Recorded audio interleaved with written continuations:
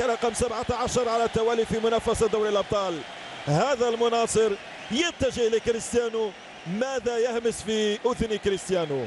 حتى كريستيانو احمر وجهه. هل يطلب منه القميص؟ هل يحييه ويقول له شكرا؟ حتى مورينيو لم تتحرك وجنتاه لأن يبتسم ولأن يضحك. هذا المناصر سيكون النجم، سيكون حديث الصحافة. يحييه رونالدو وأكيد بأنه طلب منه القميص. رونالدو يحمر وجهه لأن يبكي ومورينيو لا زال صامتا. رقم 17 على التوالي في منافسة دوري الأبطال.